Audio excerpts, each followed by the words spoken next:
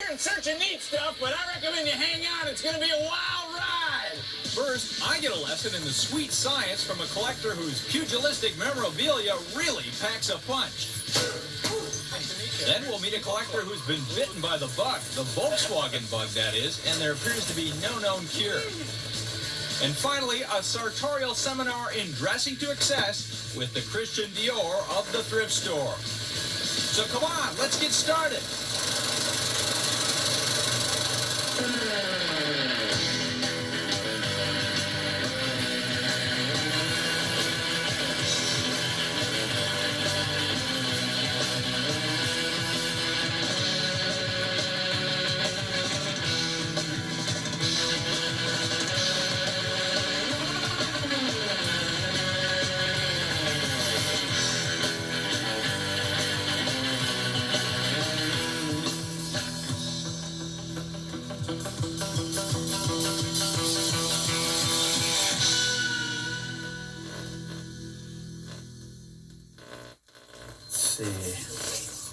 Right cross.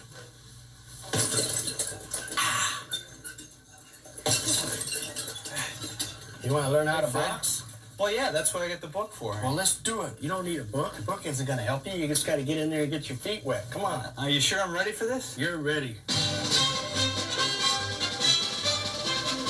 Ready or not, boxing memorabilia collector Fred Ryan was intent on giving me a primer in the sweet science. Fred, whatever got you interested in collecting boxing stuff? Well, you can see it kind of goes with the territory. We have a gym full of posters, and we get posters in the mail, and old-time boxers bring things by here, and before you know it, you're not really a collector, you're kind of a saver, and you end up being, you're the keeper of the history.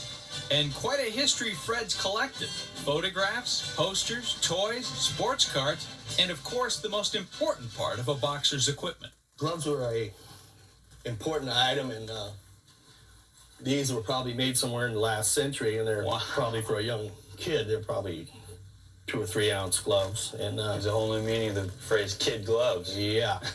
Of course, you don't get into a boxing match without a ticket. Fred collects tickets from historical boxing bouts.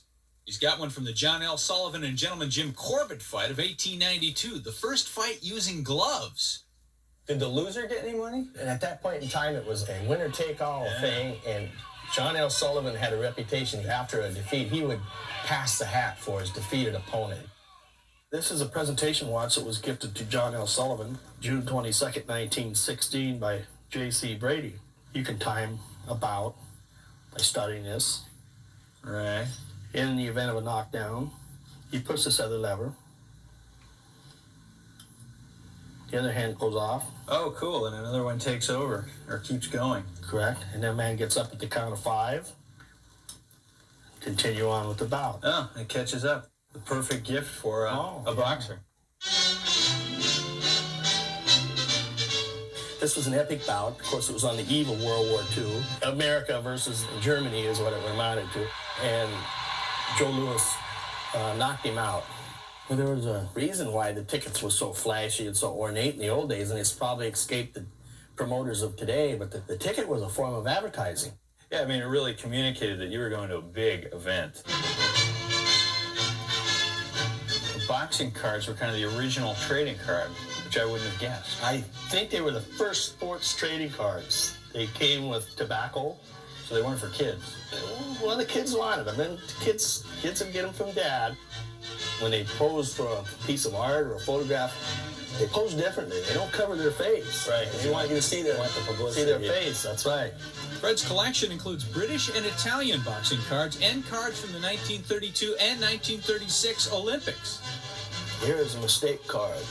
This would have a little more value because that's not Fritz Zivic. That is his brother Jack Zivic.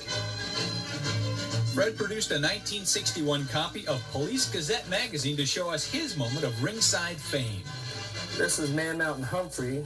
And this is you down here. I'm got the water bottle in my hand and working his corner. Please don't fall backwards.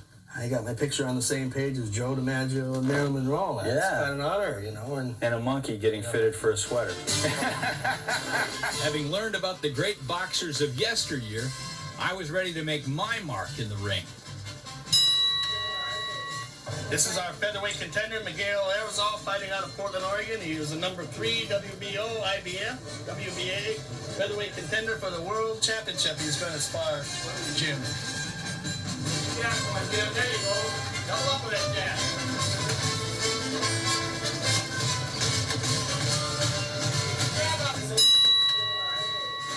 I'm alive! I'm the greatest.